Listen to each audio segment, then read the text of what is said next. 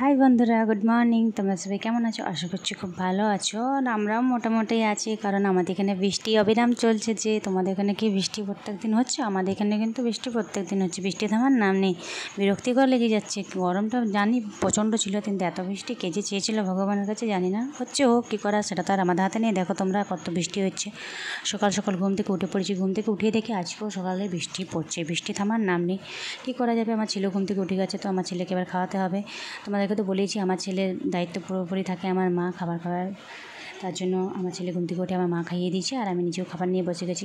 খাবার নিয়ে বসলে কী হবে, বাইরের বৃষ্টিটা দেখে তো আমার মন অন্য কিছু খেতে ইচ্ছে করছে। পাস্তা খেতে ইচ্ছে করছিলো, খুব কিছু চটপটা খেতে ইচ্ছে করছিলো আসলে। নিয়ে পরে বাড়িতে দেখলাম চাউমিন কিচ্ছু নেই, তো বললাম চলো পাস্তাটাই বানানো যাক। এইদিকে পাস্তা বানাচ্ছি, ওইদিকে মায়ের জন্য চা বানিয়ে দিয়েছি। এইদিকে পাস্তা আমি সেদ্ধ করে সমস্ত কিছু রেডি করে রেখেছি। তোমাদেরকে তো বলেছি যে আমার ক্যামেরা ধরার মতো কেউ নেই, আমাকে যেহেতু নিজেকে ক্যামেরা ধরতে হয়, নিজেকে ভিডিওটা করতে হয়, তাই পুরোটা আমি ক্যাপচার করতে পারি না। যতটা ক্যাপচার করতে পারি ততটাই দিই।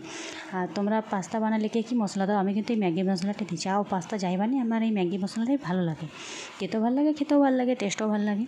তো প্রথমে পাস্তা বানিয়ে নিয়েছি। আর আমার ছেলেকে এইসব কিচ্ছু দেবো না, আমি নিজে খেয়ে নেবো। আর আমার ছেলে কিন্তু আমি যখন খাই তখন খুব কাঁদে এগুলো খাওয়ার জন্য। ওর দুধ, বাচ্চাদের খাবার দাবার ওর কিছু ভালো লাগে না খেতে। ওর শুধু মন চায় আমরা যা খাচ্ছি সেটাই খাবো, তো ওকে দেবো না। ওকে দেখো এখানে আমি ঘুম পাড়িয়ে দিয়েছি যখন আমি পাস্তা বানাচ্ছিলাম, খাচ্ছিলাম। কারণ যতই হোক ও তো ছোটো ছেলে না, এরকমভাবে তাকিয়ে থাকে, আমার খুব খারাপ লাগে, কিন্তু ওকে দেওয়া যাবে না। তো তারপর খেয়ে দিয়ে এখানে পুজোর জিনিসগুলো ছিল, তো পরিষ্কার করে নিলাম ঝটপট, যেহেতু পরের দিন বিপদদারিণী পুজো, সমস্ত কিছু পরিষ্কার করে তো রাখতে হবে। এখানে যতক্ষণ না আমার পরিষ্কার করা হলো, আমার ছেলের ঘুম ভেঙে গেল। কতক্ষণ ঘুমোলো, ঘুম থেকে উঠে মায়ের সাথে একটু দুষ্টুমি করে নিলে হয়, তো দুষ্টুমি করতে করতে ওর সাথে একটু খেলা করে নিলাম, সেটা ভিডিওতে ক্যাপচার করে নিলাম। তারপর দুপুরে খাবার রেডি করে রেখেছিল মা। আর এই দেখো আমার ছেলেকে কত কাণ্ড করে খাওয়াতে হয়, কারণ আমার ছেলে খেলবে সমস্ত কিছু, ও না কিছুতেই খেতে যায় না, জানি না কেন। খাওয়ানো নিয়ে না খুব অসুবিধা হয়ে যায়, ও কিছুতেই খাবে না, মুখে নিলে ফু করে ফেলে দেবে। তো কিচ্ছু করার নেই, ওকে মা কোনো মতে খাওয়ালো, আমি নিজে খেতে বসে গেছি।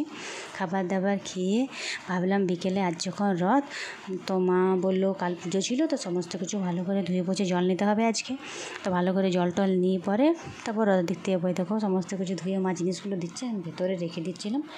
তারপর জলদি করে বেরোবো, রথ দেখতে যাবো। বাবা, তার আগে দেখি বৃষ্টি শুরু হয়ে গেলো। এরকমভাবে সবসময় বৃষ্টি পড়াটা আমার একদমই ভালো লাগে না, বিরক্তিকর লেগে যাচ্ছে।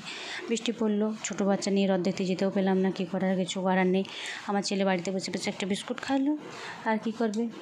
ভাবলো একটু বাইরে যাবো, ওরও ঘুরতে খুব ভালো লাগে, কিন্তু খাবার খাক না খাক ঘুরতে যেতে খুব ভালো লাগে। আর এই দেখো বিস্কুটটা গুঁড়ো করে ফেলছে, শান্তিতে খেয়ে নিই, তারও জন্য ভাবলাম বাইরে যাবো, রথ দেখতে যাবো, কত কিছু খাবো।